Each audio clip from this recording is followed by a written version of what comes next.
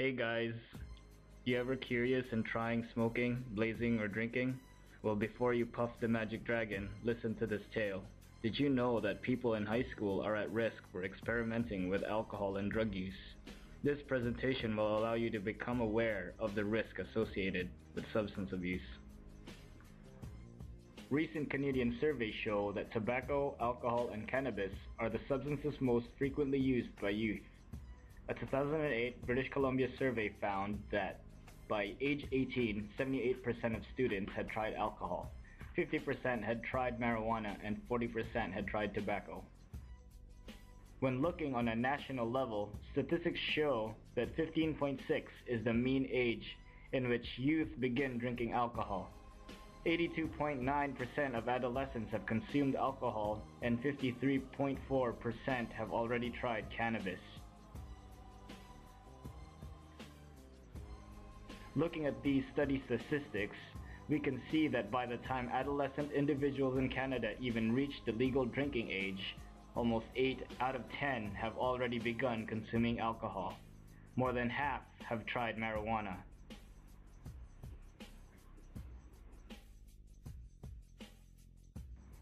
The consumption of alcohol can lead to severe impairment of the brain, and it can affect speech, vision, and memory loss.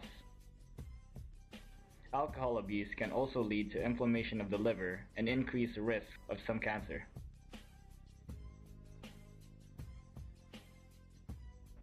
Smoking tobacco can lead to many types of cancers, reduced breathing abilities, and cardiovascular issues such as heart attacks and strokes. Smoking marijuana can also lead to lung cancer and long-term psychological issues such as psychosis and schizophrenia. Illicit drugs such as cocaine or meth can lead to severe psychological issues such as memory loss, hallucinations, delusions, paranoia, and even suicidal thoughts. Users can also become severely addicted, which may lead to dependence on illicit drug use.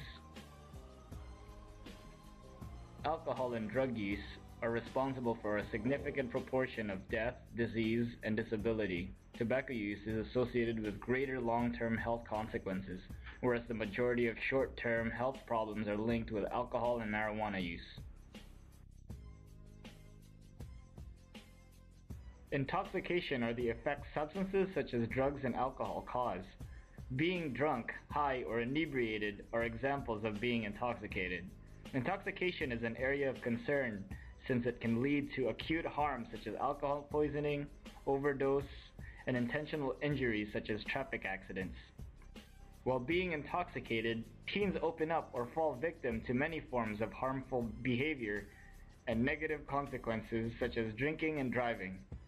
25% of drivers aged 19 and younger who died behind the wheel and were tested were over the legal alcohol limit.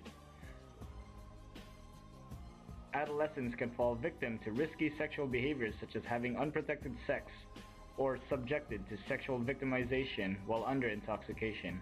About 10% of students in junior high and high school are likely to have unplanned sex while under the influence of alcohol and/or drugs.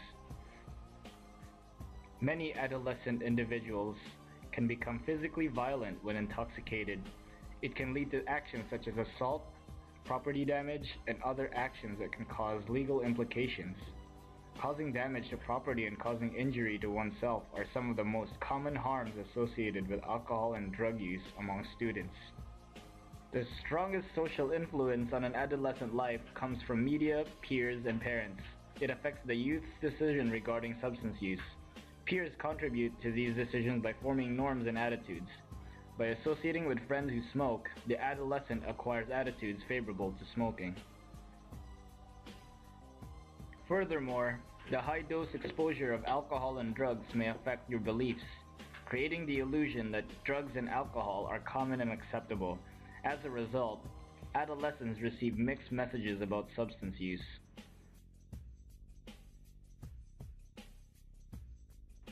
Saying no is hard, but here are some things that might help with peer pressure, give you more information about drugs, and overall confidence to make the right decision. First, beware of your morals and values. Think about your health and your future. Health Canada is a widely publicized resource for Canadian adolescents and parents. As part of their national anti-drug strategy, youth such as yourselves can share stories, artwork, videos, or anything about how drugs may have affected you, your friends, or your family. You can also share the reason why you choose to stay drug-free.